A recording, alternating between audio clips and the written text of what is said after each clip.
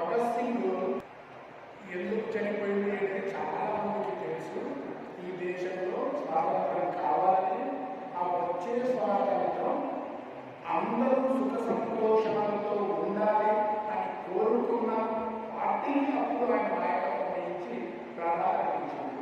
ప్రాణాలు అర్పించడు అంటే అప్పుడున్న ఈ దేశ పాలకులు ఆయనతో పాటు రాఘవుడు సుఖదేవుడు గురి తీసిండు. అదే నామతో అదే కేసులో శివవర్మ అనే అతను కూడా ఉన్నాడు. శివవర్మను తప్పించి ముగ్గురికి మాత్రం శిక్ష వేసింది అప్పటి గవర్నమెంట్. ఈ సందర్భంగా నేనేం కోరుకుంటున్నానంటే,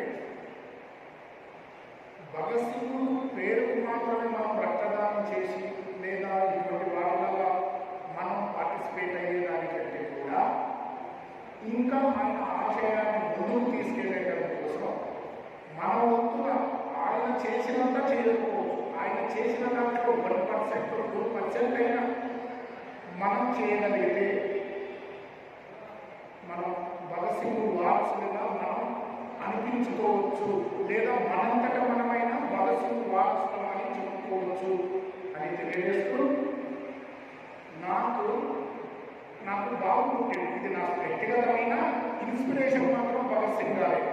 నాకు కొడుకు సెప్టెంబర్ 28 తారీఖున పుట్టాడు. ఆ సెప్టెంబర్ 28 భగత్ సింగ్ గారు పుట్టినరోజు. సో నేను భగత్ సింగ్ అని పేరు పెట్టుకున్నాను. ఆ పేరు పెడితే చాలామంది నువ్వు ఏమైనా పొరపాటు చేస్తే నువ్వు కానీ ఎవరు కానీ తిడతారు కదా, భగత్ సింగ్ నువ్వేంటి రా అని అంటారు కదా, మరి నీవు కోరుకునే భగత్ సింగ్కు అట్లా తిట్టిపేయడం సమంజసమేనా అని అన్నారు. అవును, కరెక్ట్. భగత్ సింగ్కు ఒక ఊహాలోకంలో ఉన్న భగత్ సింగ్ను మనం ఒక ఊహాలోకంలో ఊహించుకుంటాం. ఆయన త్యాగం, ఇప్పుడు ఆయన గురించి మాట్లాడుతుంటేనే రోమాలు నిక్కబడుస్తుంది. అందుకని ఆయన పనిచేసే పార్టీలో ఆయనకు మారు పేరు ఉంటుంది. నేను మారు పేరు పెట్టుకున్నాను, రంజిత్. భగత్ సింగ్కు పనిచేసే పార్టీలో మారు పేరు రంజిత్ అని ఉంటుంది.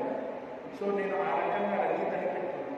అంటే ఇక్కడ నీ వ్యక్తిగతం ఎందుకు చెప్తున్నారు అనే సమస్య వస్తాయి, క్వశ్చన్ వస్తాయి.